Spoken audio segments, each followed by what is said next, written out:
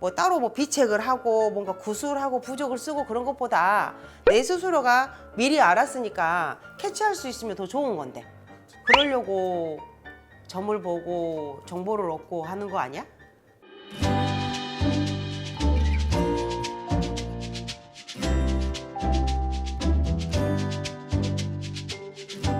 네, 선생님 안녕하세요. 안녕하세요. 이번 주제는 2024년 하반기에 음. 조심해야 될 태어난 달수. 달수. 네네네네. 이것에 안 그래도 있을까요? 지금 경기가 그렇게 좋은 편이 아니에요. 그죠? 전체적으로 다 침체되어 있고 움직이는 기운도 없고 새로 뭔가 막 활기차게 보이는 기운은 실은 없어요. 근데 그 와중에도 태어난 달수에 따라서 하반기가 내가 손재가 있느냐, 크게 사고 날 수 있느냐, 아니면 내가 큰 병고가 생길 수 있는 달수가 있죠. 그럼 제일 안 좋은 태어난 달은 우리가 음력으로 10월생이에요. 돼지, 음력 10월생들. 음력 10월생들은 갑진년을 만남으로써 내 몸에 문제가 생기고 돈을 깨먹을 수 있는 하반기 운세예요. 평상시보다 더 조심해야 되고 자중해야 되고 몸을 조금 사려야 되는 그런 기운. 전반기 때는 조금 나았지만 하반기 때 가면 갈수록 어려울 수 있죠. 어떤 점이 제일 조심해야 될까요? 상가집 가는 거 조심하고 사람들 만나는 거 조심하고 내 몸의 기운을 깨먹어서 내한테 병고가 생긴다는 뜻이니까. 그럼 내가 어느 장소를 어떻게 가서 어떻게 깨먹을지 모르니 그냥 하반기는 조금 자중. 멀리 가는 것도 자중. 만약에 여행 갈 일이 생긴다 그러면 뭐 일찍 조금 다녀온다든지 그렇게 해서 시간 조절을 하셔야지 평상시처럼 똑같이 움직였다가는 아마 어려운 병고가 생기지 않을까요? 제일 어려운 달수는 10월 달이에요. 그게 제일 악재에 포함되더라고. 음력 10월생. 음력 10월생이요. 그 다음에 두 번째는 우리가 말하는 9월생.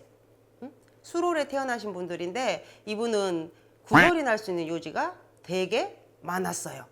그러면 사람하고의 문제가 생기되 구설이 나고 입설이 난다는 뜻이니까 오해가 살 것 같아. 그럼 사전에 미리 해명을 해서 더 이상 그 말이 부풀려지지 않게 자중하시는 게 9월생들은 그렇게 해서 조심을 하셔야 될 것 같아요.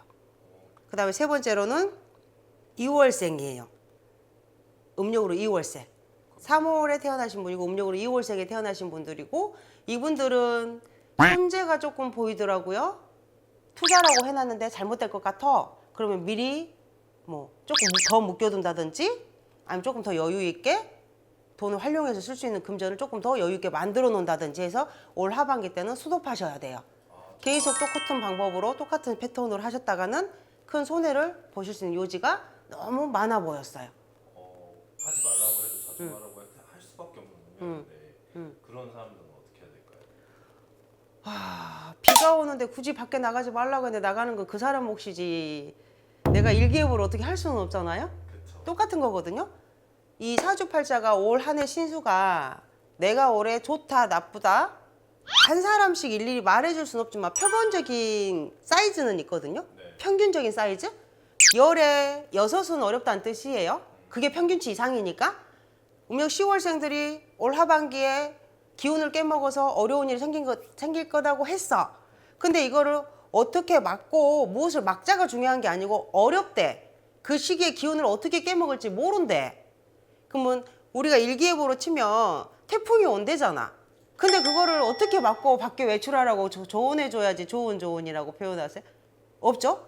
나가지 말아요. 그죠? 자중하는 거죠. 일기예보를 봤는데 오늘 비가 올 것 같아. 그럼 모임을 좀 취소하고 다음으로 미룬다든지 아니면 뭐 반대로 어쩔 수 없는 모임이야. 그럼 멀리 가지 말고 가까운 곳으로 장소를 변경한다든지.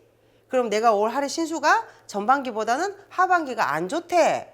그러면 내가 할 수 있는 일들을 전반기에 다 해놓고 하반기는 그냥 현상 유지하는 거예요. 큰 모임 가지 않고 사람들 만나는 거 자중하고 어디 멀리 갈 걸 조금 조심하고 뭐 따로 뭐 비책을 하고 뭔가 구술하고 부적을 쓰고 그런 것보다 내 스스로가 미리 알았으니까 캐치할 수 있으면 더 좋은 건데 그냥 뭘로 막자 무엇을 하자 그런다기보다 뭐 이미 말을 해드렸으니 그중 열에 4명은 또 안 맞을 거 아니에요. 괜찮을 거니까. 그러면 그분들은 평상시 패턴대로 움직이시면 돼요. 근데 내가 열에 10명 중에 4명이 포함되는 건지 6명이 포함되는 건지를 모르니 내가 그럴 것 같아. 그러면 좀 자중한다든지 아니면 조금 미룬다든지 다음으로 뭐 조정을 좀 해놓는다든지 하셔가지고 움직이시는 게 도움이 되죠. 그러려고 점을 보고 정보를 얻고 하는 거 아니야?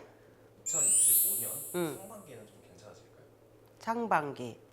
그렇겠죠? 올해랑 내년이랑 기운 자체가 다르니까. 아, 2025년이 되면 이제 그 기운에 맞춰서 움직이시면 되죠. 평생 가는 건 아니에요. 계속 가는 것도 아니고. 일의 움직임이 전반기는 움직이는 기운이 좋고 하반기는 약하고 득을 볼 수 없고 이득을 볼 수 없는 기운이니 자중, 현상 유지. 좋은 말씀 감사드립니다. 네.